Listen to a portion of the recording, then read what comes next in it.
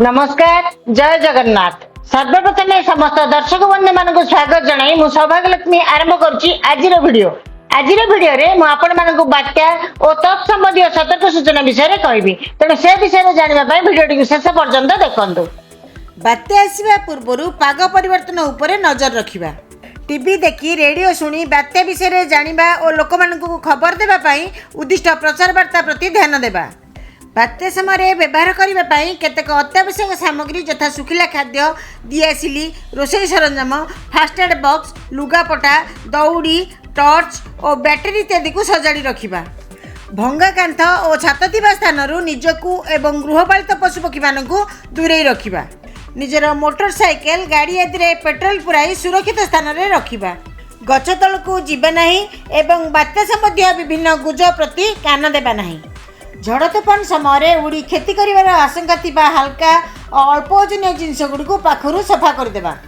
निजर गुरुत्वपूर्ण कागजपत्र जमा खाता गोटे प्लास्टिक बैग रे भर्ती करी साइती रखिबा एवं घर छाड़ी आश्रयस्थल को जीवा समय एही बैग टी को सांगरे नेबा। जरूरीकालीन केतोटी ठिकाना टेलीफोन नंबर सहित अनुसंधान और उद्धार कार्य दायित्व थिबा सरकारी ऑफिस संस्था गुड़िकर टेलीफोन नंबर मध्य पाखरे रखिबा। बात्या आरंभ पर जावतीय विद्युत सरंजाम और गैस स्विच बंद करदेबा। घर भांगी पड़ुतिले निजकू चादर किंबा कम्बल रे घोड़ाई गोटे मजबूत टेबुल बा बेंच तले रहिबा।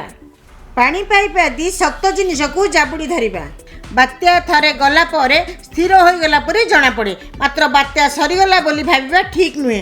पुणी विपरीत दिगरु पवन बहे। सरकारी भावे बात्या चली जिबार खबर न पाइबा पर्यंत अपेक्षा करिबा। सर्वशेष संवाद तथा परामर्श निमंते रेडियो और मोबाइल ले खबर सुनिबा। समुद्र कूल ठारू दूरे रहिबा सहित बड़ गछ, विद्युत तार और पानी ठारू मध्य दूरे रहिबा। छोट पिला, वयस्क, रोगी और गर्भवती महिला मानकर विशेष जत्न नबा। बात्या प्रकोप बढ़िबार संभावना थिले गोटे मजबूत पक्का घर को उठी जिबा बा आश्रयस्थल को चली जिबा। जदि निज अंचल में जुआर उठी आसबार संभावना थाए तेबे उच्चा जगह और आश्रयस्थल प्रस्तुत करी रखिबा। गैस लीक हेउची कि नहीं परीक्षा करिबा और ओदा विद्युत उपकरण को छुईबा नहीं। आश्रयस्थल को जाइथिले सूचना न पाइला जाए सेठारु पळाई आसीबा नहीं। तरतर न होई निरापद बाटरे निज घर को फेरिबा। बात्या परे झाड़ा बांति व्यापिबार संभावना थिबारु दूषित जल और खाद्य ठारू दूरे रहिबा। ए समय साप कामुड़ार विशेष भय थाए, सेप्रति सावधान रहिबा। बन्या जल रे प्रवेश करिबा नहीं। केउठी विद्युत तार छिंडी तले पड़िथिले, घर बा पोल भांगी जाइथिले, गछ उपुड़िथिले सेप्रति सावधान रहिबा। Odisha disaster rapid action force अर्थात ओडिशा विपर्यय त्वरित कार्यानुष्ठान बाहिनी हेउची ओडिशा सरकार एक स्वतंत्र बाहिनी जहाँकि राज्य में विपर्यय एवं प्राकृतिक दुर्घटना समय तुरंत कार्य करने गठित होइछि। ओड्राफ कर्मचारी माने बात्या प्रवण अंचल में पहुँची सेठारे जनसाधारण सुरक्षा व्यवस्था करथांती। यथा जनसाधारण को बात्या आश्रयस्थल में पहुँचाइबा, छोट पिला, वृद्ध और गर्भवती महिला मानकु सुरक्षा देबारे सहाय्य करिबा इत्यादि दायित्व हाथ को नहीं थांती।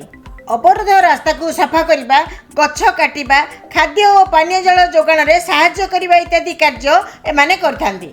बात्या प्रभावित अंचल में रिलीफ बंटन सहित उद्धार कार्य मध्य करथांती। विपर्यय परिचालना आईन 2005 अनुजाई विपदपूर्ण बा विपर्यय परिस्थिति किंबा विपर्ययर मुकाबिला उद्देश्य जातीय विपर्यय मुकाबिला बल बा एनडीआरएफ जनसाधारण सुरक्षा पाई सरकार द्वारा गठन करा जायछि।